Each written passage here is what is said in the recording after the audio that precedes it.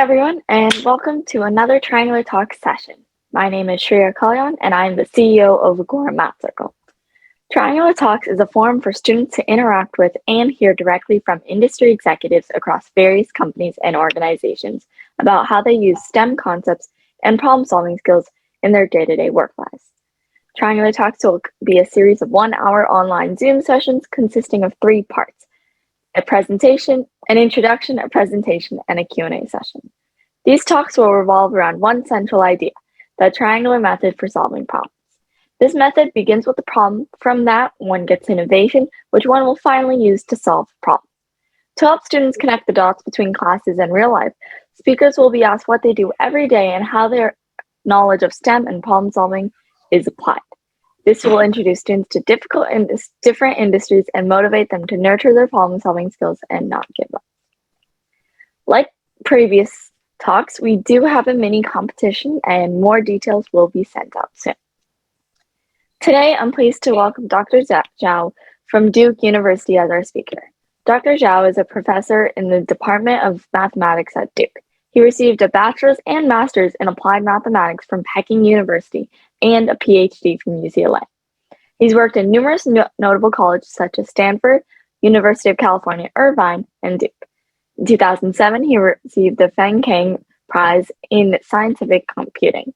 Recently, he was elected as a Fellow of the Society for Industrial and Applied Mathematics. Modern computers are indispensable for many real-world applications such as weather forecasting, airplane and material design, medical imaging, computer games, and so much more. Have you wondered how these complicated tasks are done? Today, Dr. Zhao will share with us today on why modern computers need mathematics to solve real-world problems. Dr. Zhao, welcome. Thank you, and thank you all. Let me first make it into full screen mode. Yeah, thank you all for coming, and I know it's kind of early morning in the Pacific time, 9 a.m. The fact that you're willing to sacrifice your sleep or your fun time playing computing games to this lecture shows that you have interest or some kind of maybe even passion for mathematics or knowledge. So hopefully this hour or this half an hour from my presentation will be worth it. So my topic title is here: why do modern computers need mathematics to solve real world problems? It's mainly I'm sure you have daily use of your laptop or even your tablet.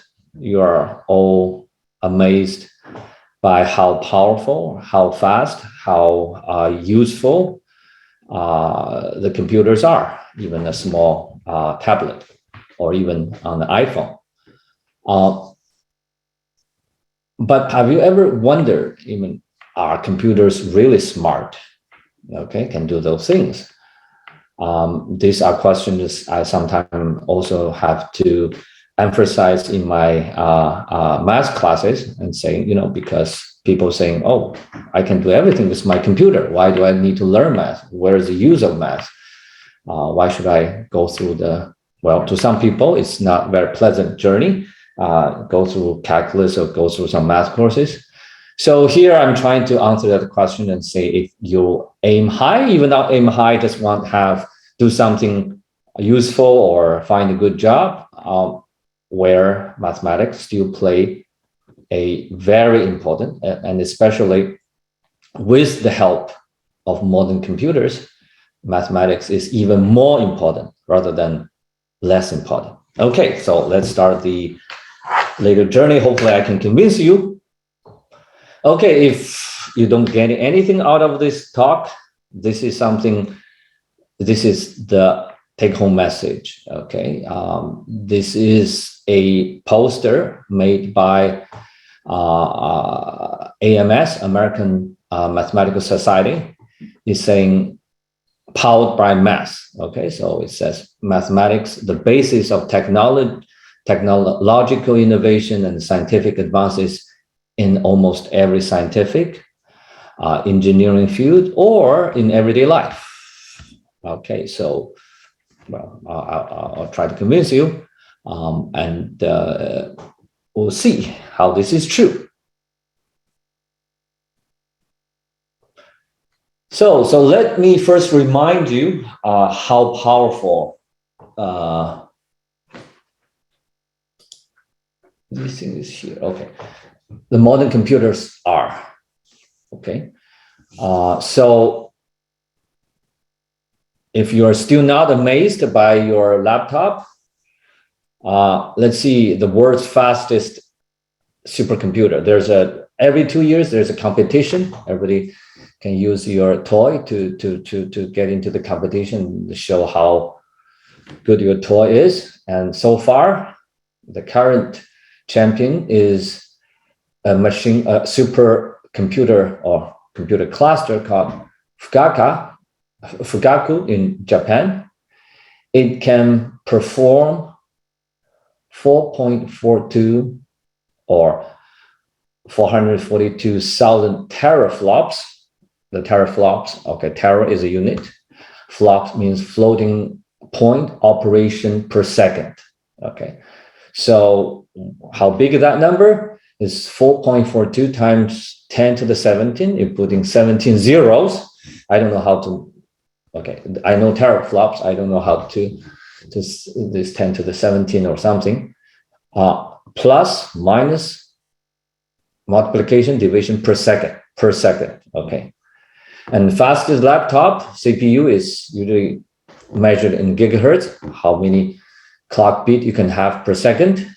And you turn into operations per second, it's roughly 4 times 10 to the 10. Wow, can anybody match that? Okay, I don't think so. But the question is, what can modern computer really do? Okay, are they smart? You can do these things, tedious things very fast. Doesn't mean you're smart, right? Many people can do, all of you, I think, can do this simple operation, not this fast, but your life does not just doing this for operations. You have to surf on the web, you have to go to take a CT, all these things. It's not just plus minus multiplication and this. And what really computer can do is just do this really, really fast. But as I said, your life is more complicated than that. You're not satisfied just doing this fast. So the key question is, key things, the most important things, how to turn those complicated tasks into these simple operations. Okay, the computer can just do this, nothing more, nothing less. But the question is how you can decompose, translate a complicated task. Maybe you can only describe in a word, right? I want to earn $1 million. I want to play this computer game. I want to do this or that. How you translate those things, transform those things into this simple operation. That's where mathematics is about. Okay, so you know how to do multiplication, subtraction, addition, division.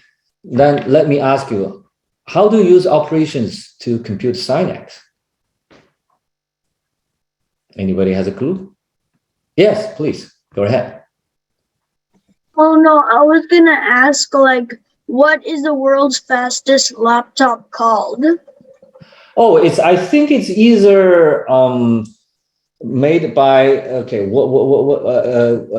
this Dell, or it's made by Apple. It's not the computer. The supercomputer is the fastest one. Maybe the fastest laptop you can buy on the market with $20,000 is that fast. Okay, there are many things, many computers you can have that speed, but you have to pay $20,000. Okay. So anybody know how to compute sin x using multiplication, addition, subtraction, and division? Okay, this is very informal talk. If you want to unmute yourself to ask questions or answer my questions, you can feel free to do that. Okay. Okay, so since nobody answered the question, I assume you don't know calculus. Okay, you know this Taylor expansion. Some of you may have learned. So sine x, okay, can be represented or approximated by this infinite many terms. Okay, I have dots to omit those terms, but in practice, you notice the denominator growing very fast. If you can understand 5 factorial, 5 times 4 times 3 times 2 times 1, next term will 7 factorial in the denominator.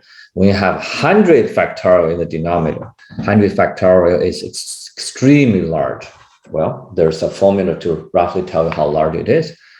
But anyway, you learn calculus A, you will learn sine x can be approximated by this infinite series. And many times you cannot get exactly sine x as long as you can approximate it pretty well, you're happy. And many times you don't need to have involved too many terms in this formula. And each x is x times 1 minus x cubed, x times x times x times x divided by 3 times 2 times 1 plus, okay, everything you can do it by computer very fast.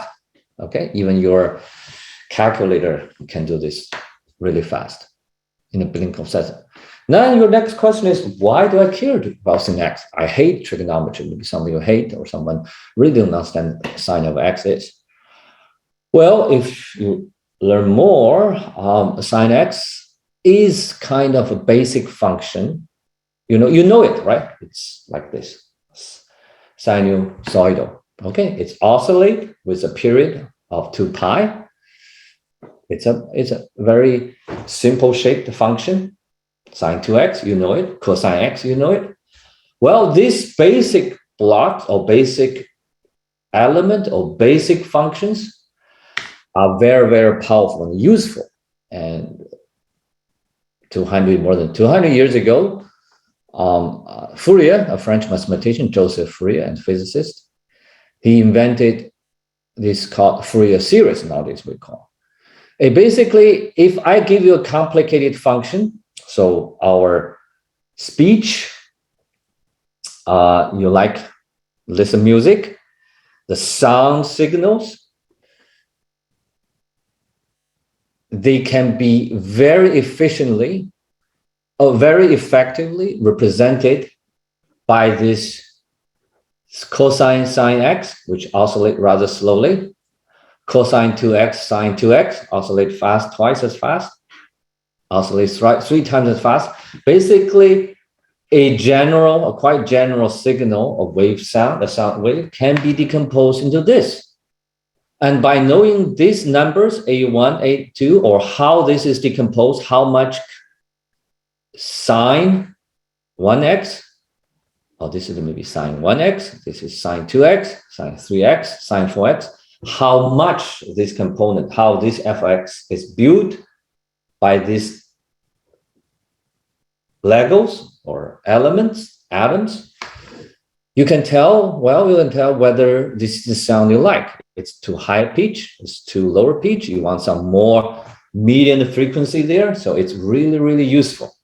And not just if you listen music, but it's super, super useful in basically it's bread and butter in science and engineering tasks nowadays. By represent the function, maybe complicated, more complicated than this, into the decompose into as, the sum in this case of the simple functions, a lot of things about f of x, okay? Okay, so in general, what does mathematics have to do with it? Okay, so if you want to find the most relevant website for, say, Los Angeles, or you're looking for some computer games or some knowledge, you use Google or use maybe Bing, you use things. Well, the thing is, you think they're pretty good. They really rank. There's maybe thousands or tens of thousands of websites all relevant to Los Angeles. Maybe most of the time you find, according to the rank or the indexing by the Google, it's pretty much the most relevant at the top. So how do you do such a job by a computer? As I said, computer can only do addition, subtraction, multiplication, and division very fast. How you do that? So the first thing is called mathematical modeling. Okay, you have done it in your physics if you are learning a physics class. F equal to ma. If you want to say how my space shuttle is moving in the space, pretty much you're using F equal to ma to model the trajectory, okay, the path of your space shuttle. Okay, so you need to say, I want to reach Mars, and you turn this into a mathematical equations, mathematical models. So this quantitative relations. You all heard one picture is worth 1,000 words. Here, I would like to emphasize one equations. Most of the time is worth more than 1,000 words, maybe more than 1 billion words. Okay, you need this F equal to ma, this kind of relation to relate how the acceleration of your object related how much force you put it and how it goes, how fast it goes, where it goes, and so on and so forth. So you need these things. And then you do mathematical study. Hopefully you can use mathematical theory, calculus, linear algebra, maybe even some of the trigonometry. These tools, you can solve it. You can get a beautiful solution with sine, e to the x, log of x, and you can analyze it. Sometimes, most of the time, you cannot solve it by such a simple element, this function you're familiar with. You need to analyze it and see whether the solution will blow up or solution keep smooth. You understand whether I give a small perturbation at the initial position, the target position will be hugely different. Okay, those kind of things. Very helpful for engineers to understand the whole process, to design the process. And now it comes to the topic I started at the very beginning. Now we have powerful computers, but I emphasize it can only do addition, subtraction, multiplication, those simple things fast. The question is how you decompose a very complicated problem using mathematical modeling, mathematical study to break into a simple algorithm that only involves plus, minus, multiplication and division, and do it correctly and do it efficiently. Okay, this is where mathematics is combined with powerful computers. Then you can do that. Without that, your computers can only do extremely simple things. You have no hope to do many of the things we're doing right now. Okay, I can list many things. I think I lead computer games at the first because that's probably the most things you care about, right? You play games, you want it faster, you want more realistic, you want it to represent a nice shape. How do you do that? Okay, computer, as I said, let me emphasize again, computer can only do those extremely simple operations, but very fast.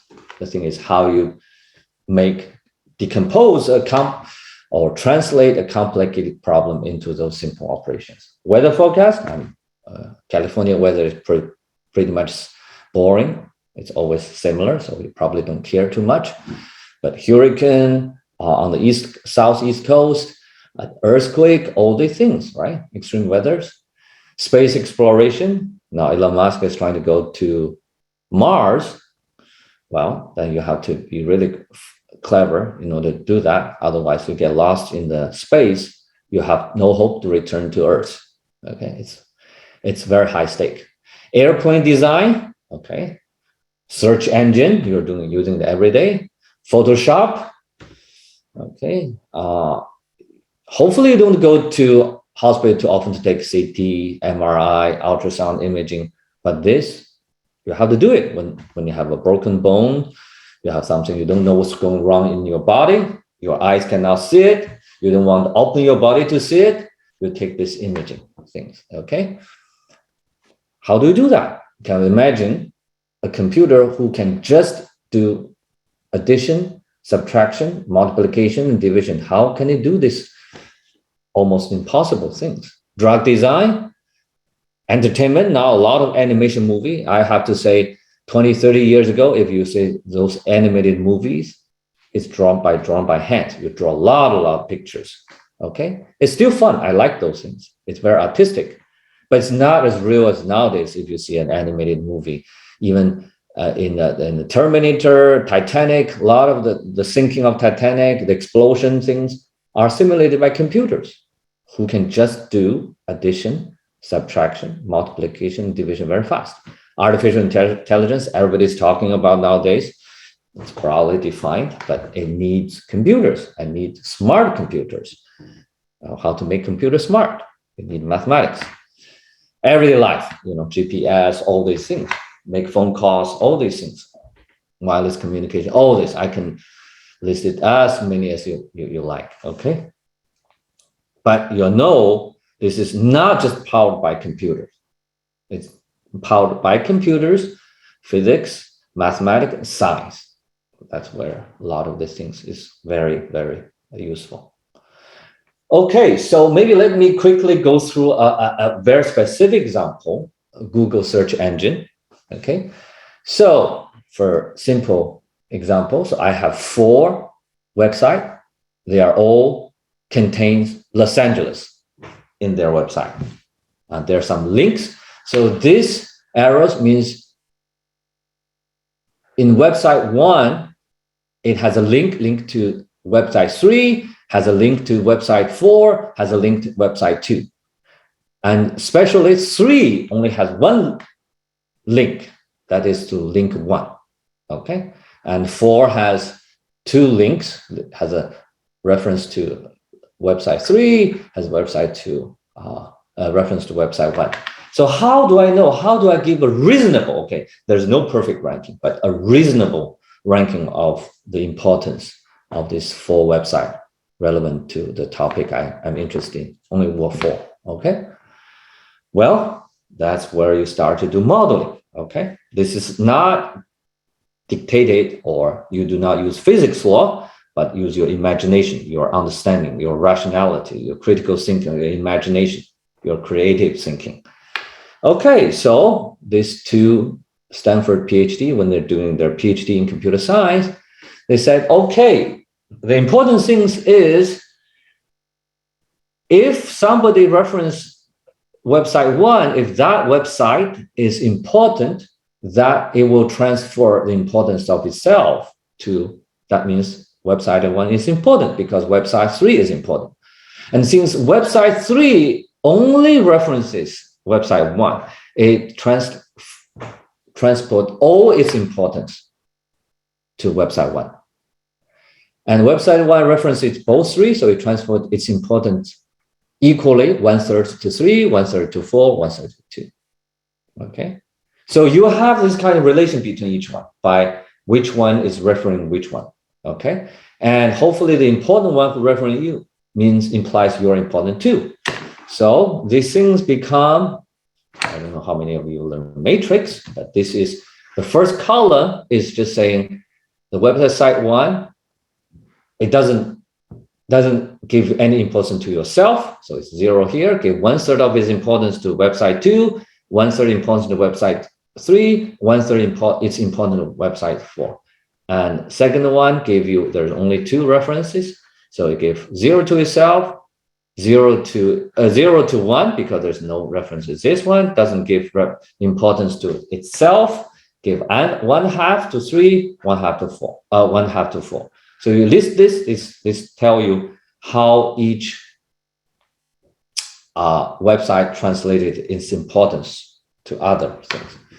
And if you have a reasonable indexing or ranking algorithm, you want to find a vector, which is the importance of the first website, importance of the second website, third and fourth, they're all, the importance is all non-negative. Then, such that satisfy this, all it says is, my importance is is important, is equal to the importance of the importance I got from all those websites connected to me.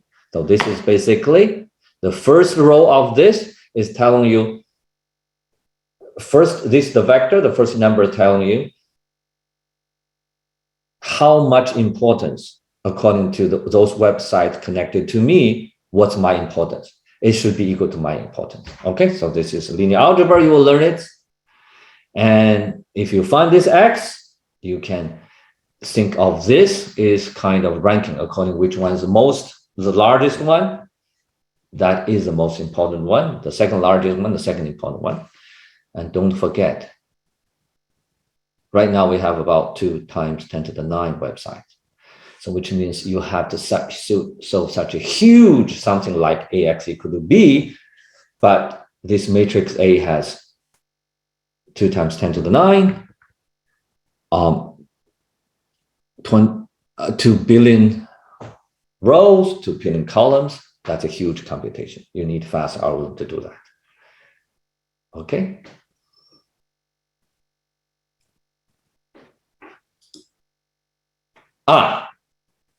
Okay, I don't know what's going on. This is a CT. Okay, you go home, you go to the hospital, you put on the bed, you go there, you do these things. It's basically sending out X-rays in different, and this is rotate, and they can shooting the beams, X-ray into your body and record it. When the beam goes through this, the X-ray absorbed, intensity decays, and you receive those things go through your body, and you rotate. You got all angles.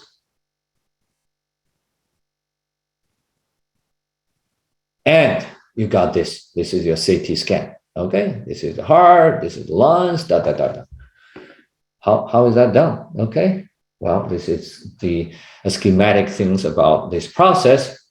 Well, you do math. You first have to understand how photons or X-ray particles go through your body, how it is absorbed, and what your measurement here means. You do this modeling using physics, give you an equation. It's an ordinary differential equations. And it's basically telling you, translating the mathematical problem, you give me a function. If I know the integral of the function along all these different directions, lines, can you recover the function? Or if you have Sudoku games, you know, you have a square of numbers, and you know the sum along each row, each column, and along the diagonal, can you recover the number in each little block box? Okay, it's like that. And this Austrian mathematician Johann Radon has studied this, and he gave an inverse Radon transform, or studied Radon transform. It's exactly what I said. That's my problem. Without, it's before CT. Okay, this study, mathematics study, is before CT is even invented, and it find out exactly can be used to do CT.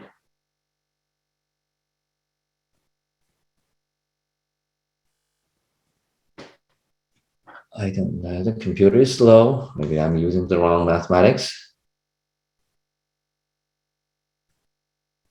Focus.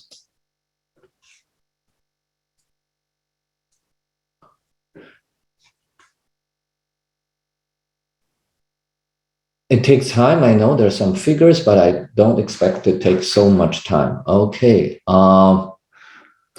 Should I? Definitely, technology is not as reliable as mathematics. Okay, so you see here, I don't know what's the glitch here. Why it doesn't work?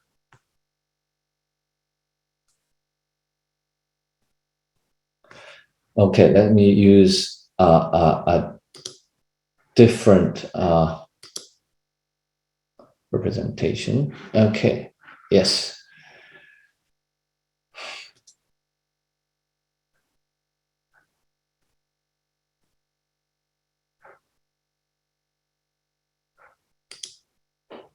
Okay, hopefully. Aha. Oh, airplane design, right? And you want to design airplanes so that fly safely and also improve the speed, reduce the noise, reduce the consumption of gas. You want to design, right? Then you need to know how how to represent such a complicated shape. Okay. Well, that's called computer-aided design. Then you need geometry to help you to represent it. These are built from simple triangles, you can see. So, but how you build such a complicated shape by simple triangles? You have to know how the gas molecule, air molecule flow around this airplane. Okay, so how do you do that? Well, there's billions of molecules around an airplane. Do you want to track every molecule? Well, there are some developed mathematical tool. Okay, so here is based, again, it's a complicated version of Newton's law. The first equation is about conservation of mass. The second equation is about conservation of momentum. The third equation is conservation of energy. And this rho is density, something you can measurable, is measurable. The air density is low, but fluid density is quite high. U is a vector, velocity field. Everywhere you have a velocity of the air, how it goes. Energy is briefly determines, this is mv squared, it's your energy, and some potential energy, internal energy. P is a pressure. Okay, all these physical quantities involved, this is called partial differential equations, but again, it's coming from F equal to ma. So you design this, you solve this, nobody can write out the solution. You have to use powerful computers. You have to use clever algorithm to do this. Okay. So that will come back. So after this example, hopefully I can convince you why you should do math. Actually, I have a t-shirt. It's called Do Math. This is a summer program we provide to undergraduate students at Duke to do some math project, do math. Okay, why? It is beautiful. Well, if you want just curious or appreciate the preciseness, the abstract, okay, this is like an art, logical, rigorous, intellectual, exciting and challenging. This is like science, the combination of art and science. If you're interested in this, you already should do math, because it's such a wonderful subject combining all this. You don't need you don't need explosion experiments. You're very green. You only need your brain. Very friendly, environmental friendly, and you need very little equipment. You can do this. It is powerful. We already show you can solve real world problem, especially with the help of modern computers. Okay, nowadays you see so many things we can do. Climate change, all these things, weather forecast. It's because we have mathematics, we have physics, we have advanced technology and supercomputing power. If you want to be a scientist to solve some real urgent issues, you should learn math. It's practical. Well, the training of critical, logical, and quantitative thinking, plus you learn mathematical tools and skills. Those things are very, very helpful for you to find a good career, whether in insurance company to data analysis, pharmaceutical to statistic testing, or many things. Any high-tech company, okay, technology involved. You have to have this kind of skill, and this kind of thinking will help you too, this kind of training. How to learn and do math? Well, that's very general. I think all of you are enjoying math and doing well. First of all, be minded. Don't think, I'm willing to learn, try and think new things. learn, try, just like if you want a good basketball 3-point shooter, there's no other way than shooting all the time. Here too, if you want to really familiar with the mathematical language, okay, you have to try and you have to think, okay, this is think. Sometimes it's a little bit hurting your brain, but it will give you a lot of reward. Be focused, don't do multitask, don't have your phones nearby. Just focus half an hour to an hour. You will see it's make a huge difference without distraction. Persistent, don't easily give up. Be patient. It's not going to change, make a difference in a day, a week, but if you do it a few months, half a year, you will see a huge difference. Know how to understand. So always to me, the most important thing is not memorizing, not remembering. It's about understand. And you have to know whether you understand or not. Whether you know how to understand, it's the key for learning math. Okay. What do I mean by you understand? As I said, it's not copy machine, it's not memorizing. It's you have your interpretation, own interpretation, using physics, using geometric pictures, whatever. You make something simpler to understand, simpler to see, then that means you understand. If you can just repeat what is said in the book, you're not understanding. Okay, try to see it in different angles and try to see whether you can understand differently from the book, from other people, and more easily or simpler version. Practice, practice, practice. Well, I already mentioned that. And ask questions. Okay, don't be afraid of failure. You know, if you're afraid of failure, you're not going nowhere. So everybody is going to fail. Even the most genius people fail. So don't be frustrated by failure sometimes, but eventually you'll get the reward. Okay, so that's about what I want to say. And if you have questions or you have different opinions or whatever, it can be everything.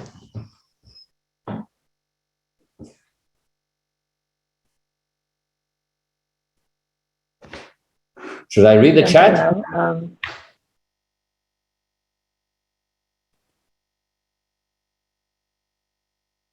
Okay, so questions?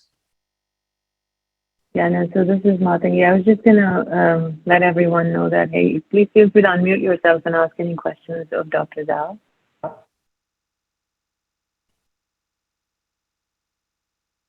Maybe I can get us started, Dr. Zhao. I'm really curious about how you got interested in mathematics and, you know, your sort of journey. It would be nice to hear a little bit about that.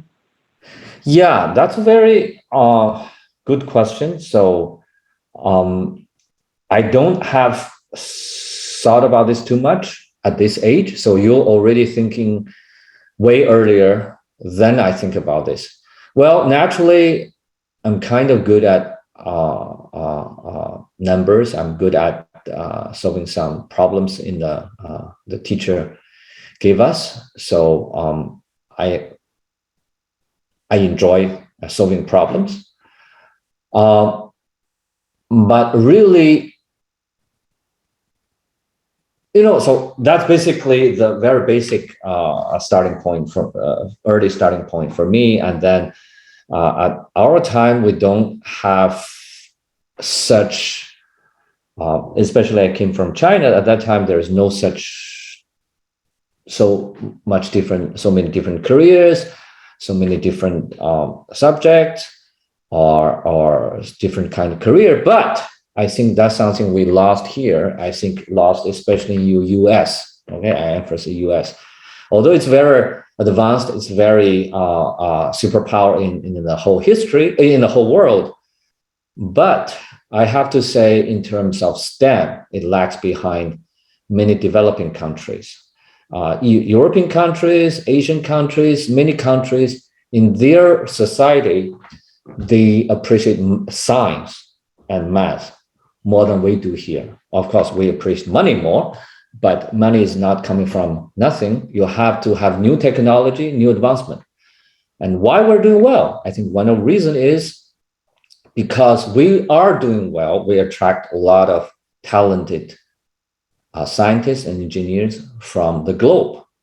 Okay, we have a lot, but it's far from what I can see. You go to high-tech company, you see it's a lot of these engineers or this tasks are performed by people who are well educated from other countries. Here, whenever you talk about math, people say, it's too hard. Well, if you want to earn big money, if you want to really help people, nothing is simple. If you want to say, I have a simple solution to the complicated problem, you violate the law, no simple lunch, no free lunch, okay? So hard work give you hard reward, you solve the problem. So don't think you can, there are shortcuts, there are easy way, but math is the most fundamental in addressing a lot of these issues, and physics, engineering, all these STEM things. So I think when I was a high school student or middle school student, the whole society appreciate math more. They all hope you or push you to do well in math, in science. It's not here. But if you really want to do something, believe me, you want to design something, do a rocket science like what Elon Musk is doing, you have to use science, engineering, all this hard science, not just simple, easy things. Yeah, so I naturally go to do a bachelor in math. Then I get interested more into applied math because I see how much it can use, how powerful it is, and that's where I am. I'm pursuing a career in math education, math research.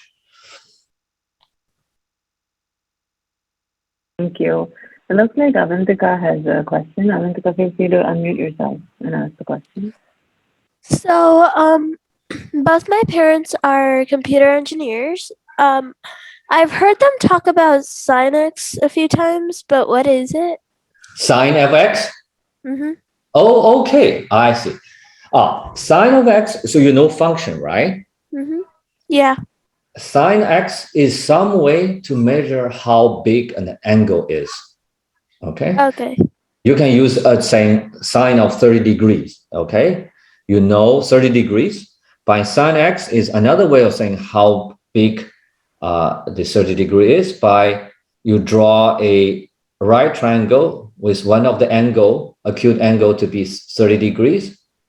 And how you tell how big the angle is. How do you characterize the size of the angle? It's the opposite side divide by hypotenuse. Okay. Okay. And Thank you. Yeah, and you learn it is really beautiful, like a wave. And that's why it's very useful to represent something solitary. It's very effective. You decompose something to, when you learn chemistry, you build Lego, it's all about how, or building a house, how to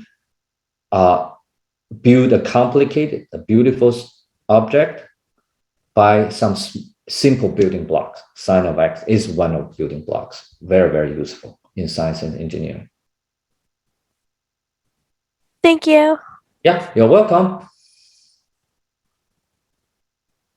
Daksha, do you want to ask your question? Sure. So when you were talking about how the sound, like the function to find the waves and sound using math, I saw there was a term there called COS. Oh, cosine. That's okay. That's another building block. Sine is the opposite divided by the hypotenuse. Cosine of an angle, if you draw a right triangle with one of the acute angle is 30 degrees, then cosine 30 is the adjacent side divided by hypotenuse. Okay, it's another way of saying angles. And cosine sine, they're just a shift of each other. Okay, so this is something, don't worry, you don't understand things. Okay, so even in our daily life, when we go to a seminar, most of the things we don't understand. But try to grasp, first of all, grasp the main idea. The other thing is you need to have patience and interest to learn new things. These things is like long distance running. Don't hurry, don't rush. Just going patiently, but going steadily. After half a year or a year, you will see how much difference you are making. So you need the patience. It's not a sprint. Okay, it's a long distance running. You just keep running. You just keep steady pace and enjoy the learning journey. That's the more important thing than just, I want quickly learn this.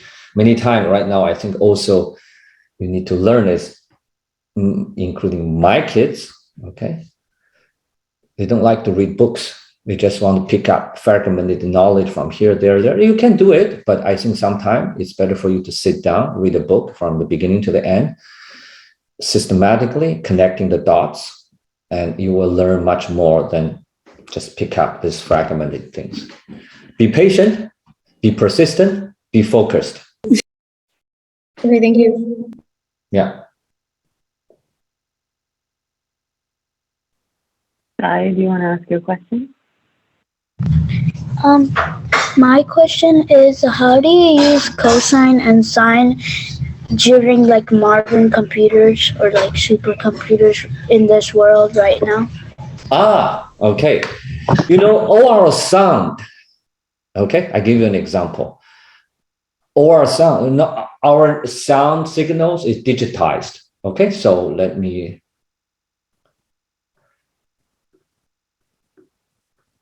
Okay, you have a digital recorder, record your sound, you speak or music. Okay, so the x-axis is time.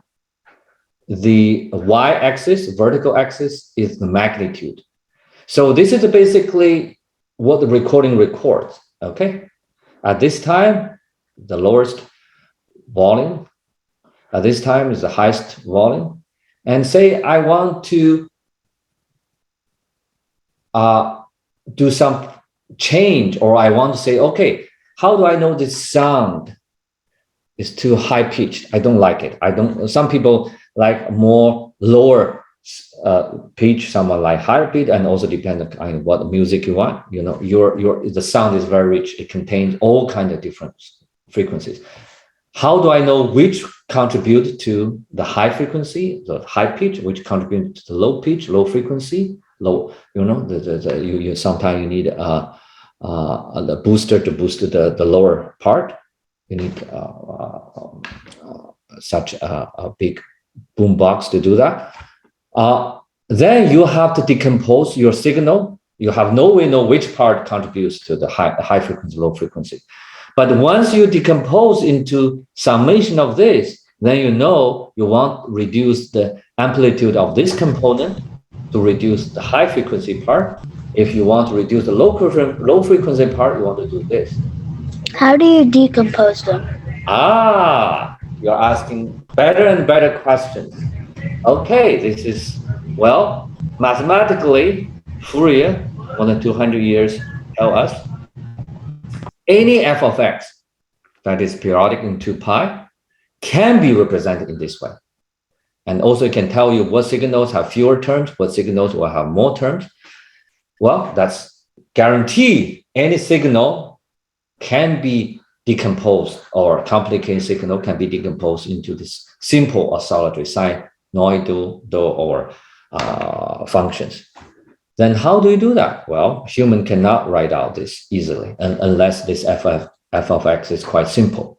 For general, you need computer to help you. They do fast Fourier transform. Okay, that's beyond things, but there's mathematical algorithm tell you to find not exact value, but approximate values of this using just plus, minus, multiplication, and division, and very fast.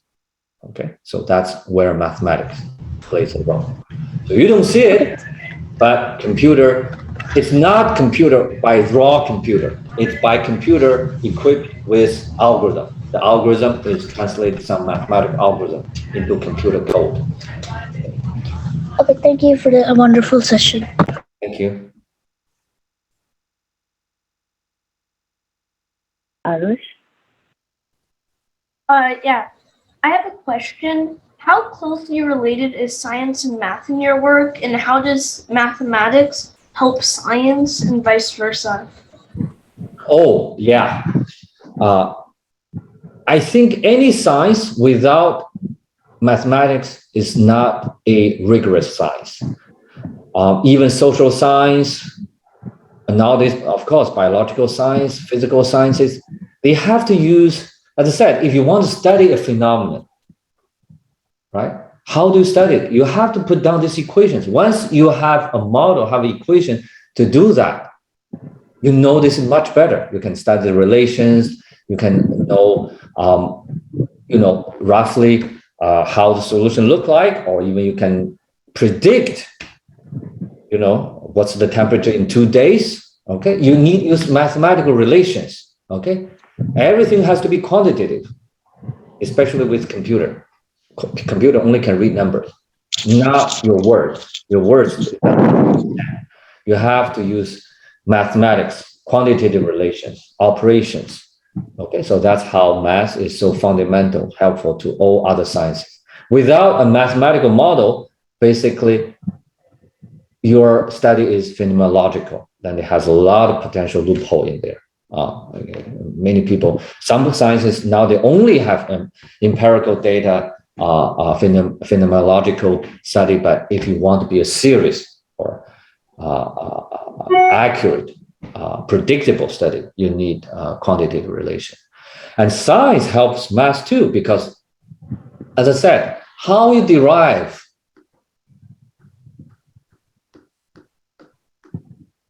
the equations to describe the airflow around an airplane. You need physical laws, F equal to ma, to derive this equation. Physics are here. If you study biological science, you need biology knowledge to tell you what are the right equations, what should be the equations. Okay. Thanks for answering my question. Yeah, they are STEM. You cannot separate.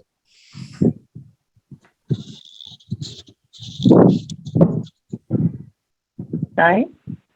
Hi. My question is, you said that math is used everywhere in the modern computers. They're not words, but what about like coding the computer and certain functions you need, like the print function, the if function, like the then function? Okay, so yeah, there are two parts in computer programming or coding. One part is just translation. Okay, you just like translate English to Spanish.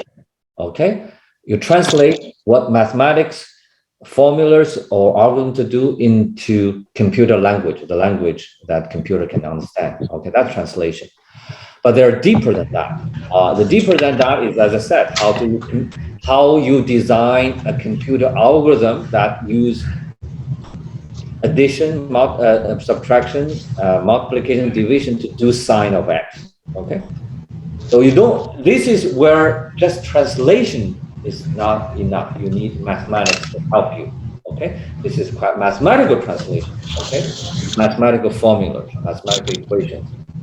More than that, many times you don't see that, right? You can take log of x. Now this is using a calculator. This is so easy, because nowadays this becoming building blocks already built into your chips. Okay?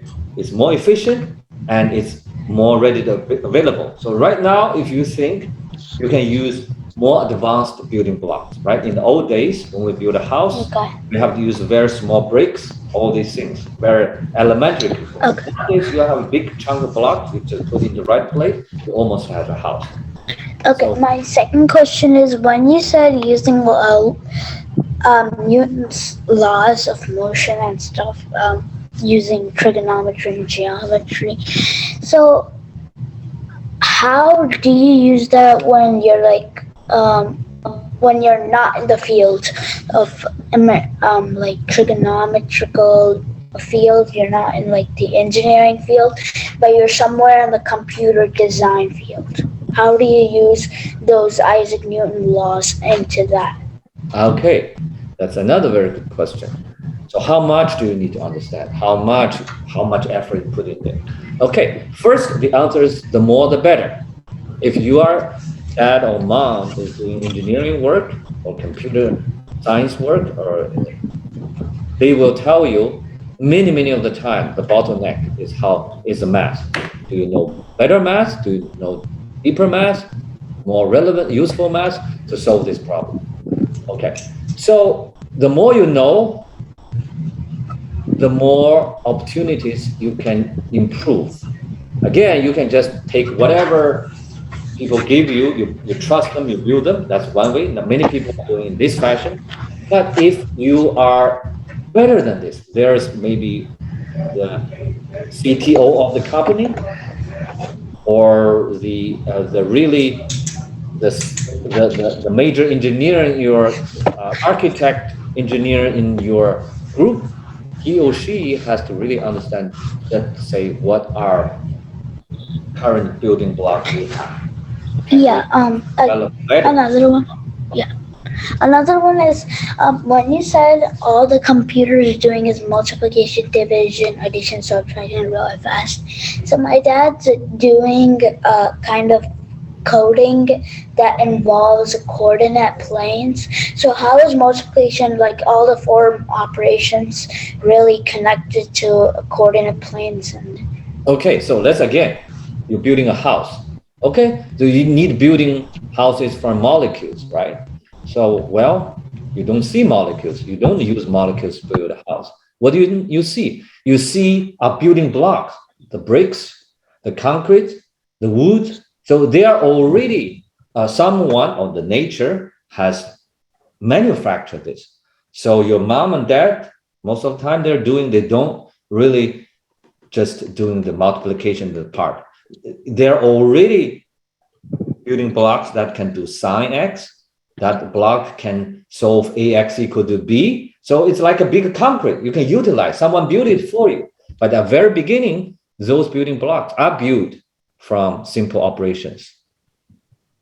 But now you can just using these available building blocks. But if you want to do something special, these building blocks, none of the existing one is good for you, then you have developed this. Then you have to do what I said.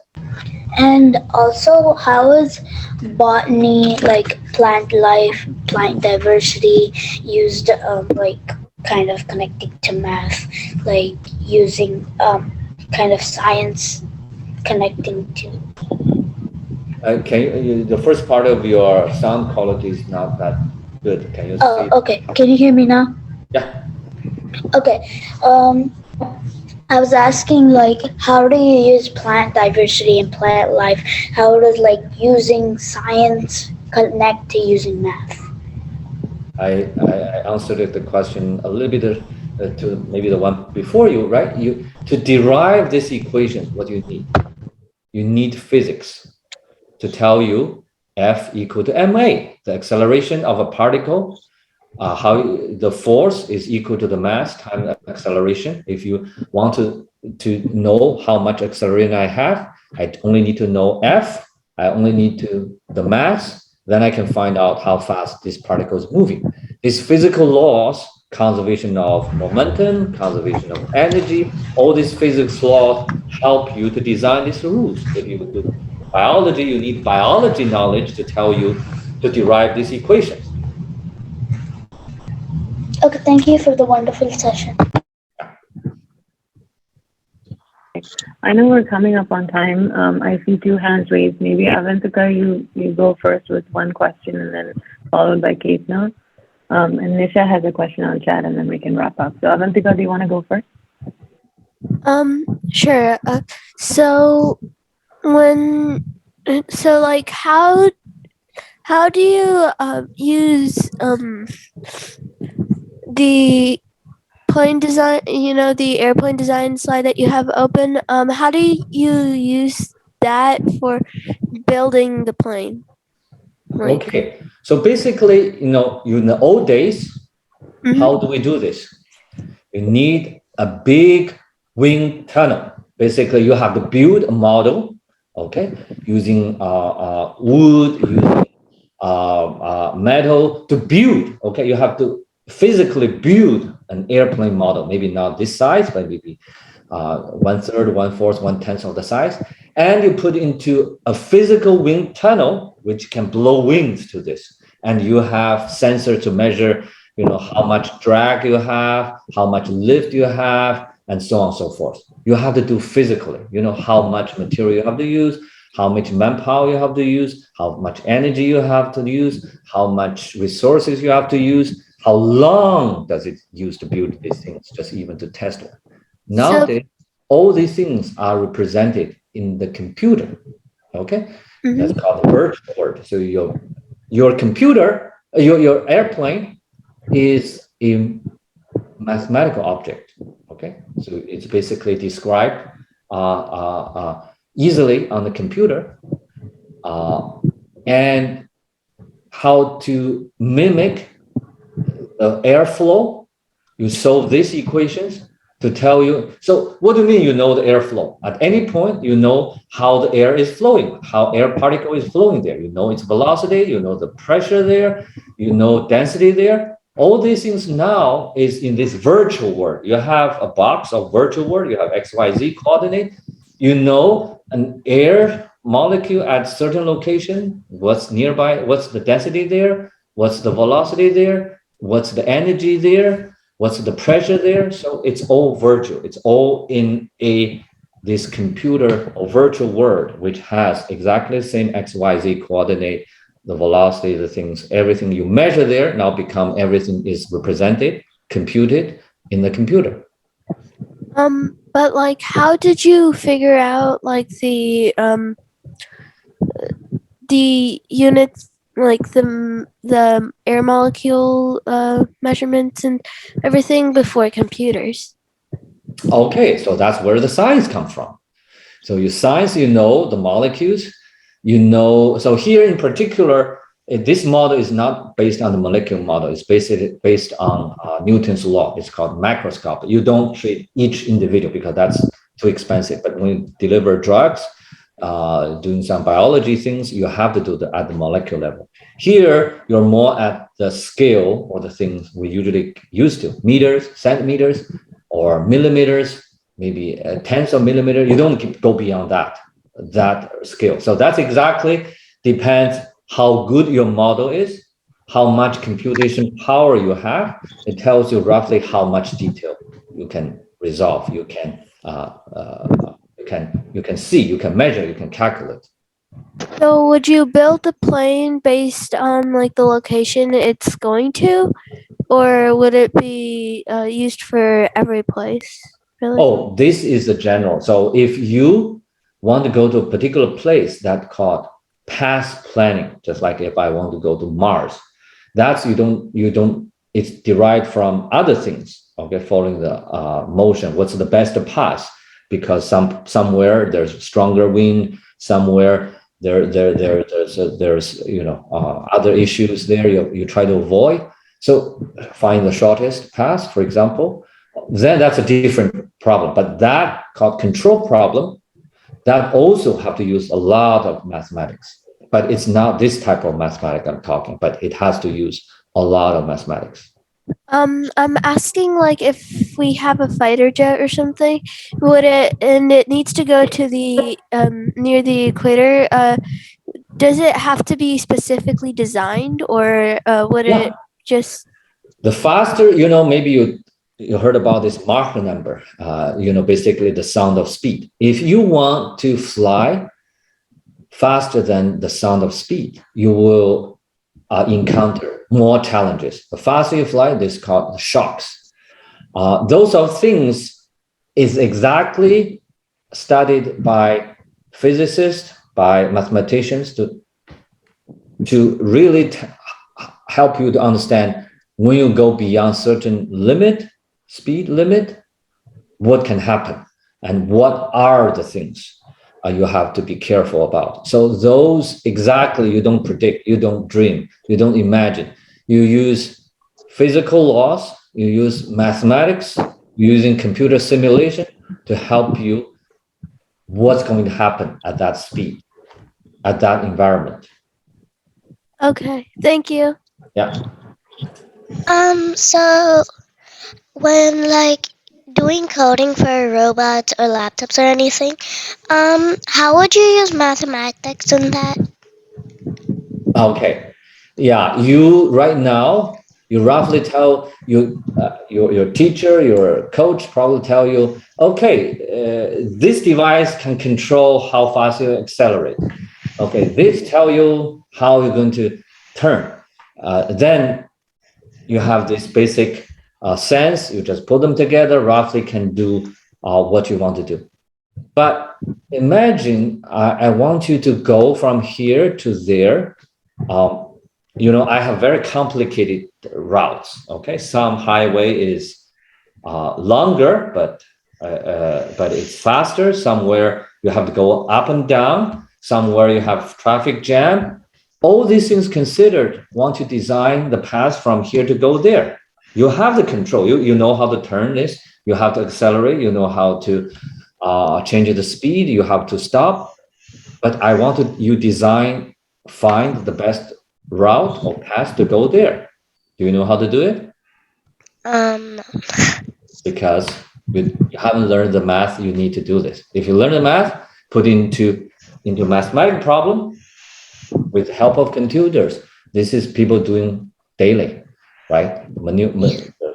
Space shuttle maneuvering, all these things. Automated vehicle, all these things. Automatic driving is all of these things. Got it. Thank you. Thank you, Dr. Zhao, for being very patient with all of the questions. I think we've gone way over time, so I'm gonna wrap up. So, Nisha, we'll try to address your question, but maybe offline. So I think it was, first of all, we want to give our thanks to you, Dr. Zhao. This is super helpful and interesting. And I think the interest, patience, and persistence that you talked about is not just for mathematics, it's for any subject that the students feel passionate about. Many of you on the call might be, yes. Ma'am, can you hear me?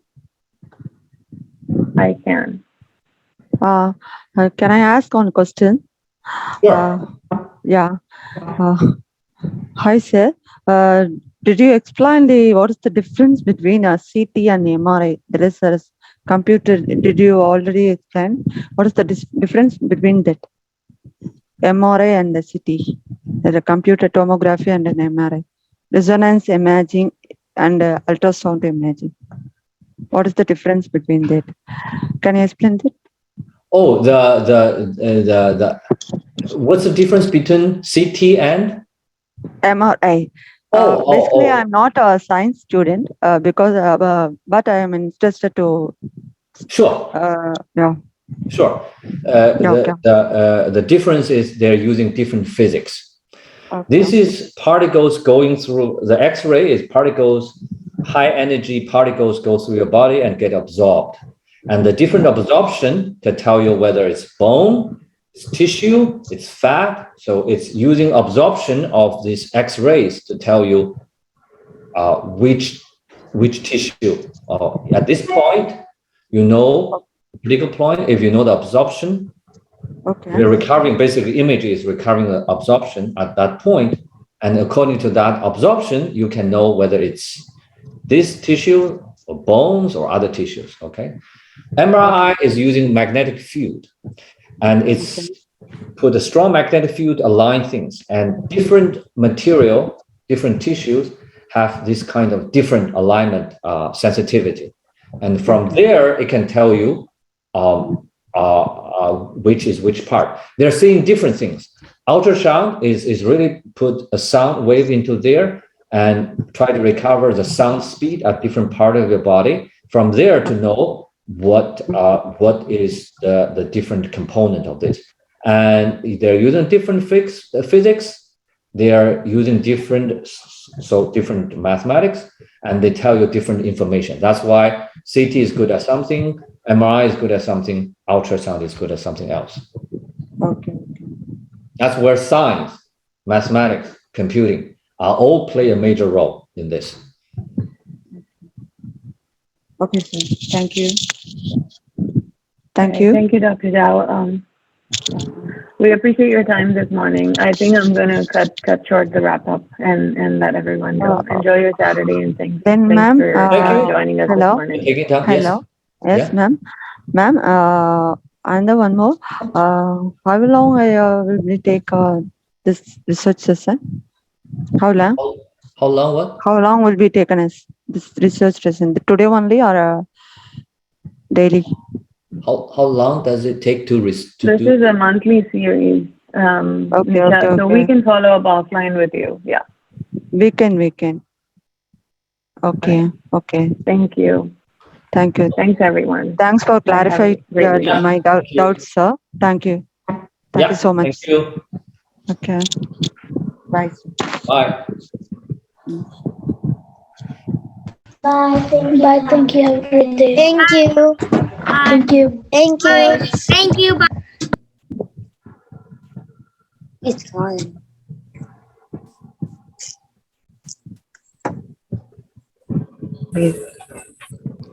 Excuse me. I can't leave the meeting right now because my laptop it's having a problem, so I can't touch any buttons. So can you please like Do you want me to manually get me remove out you? of the Zoom? Yeah. All right. Thank you for coming. You're welcome. Thank you.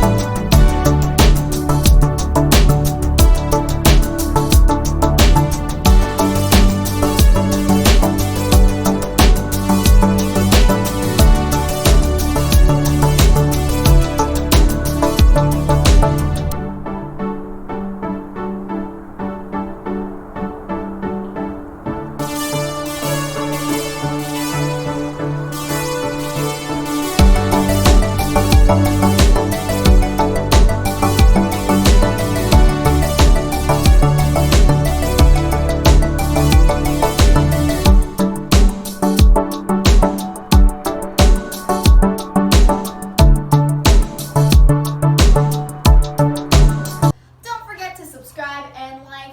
If you have any questions, you can email info@agoramastercode.org or comment below and we'll reply back. Maybe. And if you want to see practice things or anything about us, you can visit our website, which is basically the end of the email but without the info and the end. So bye!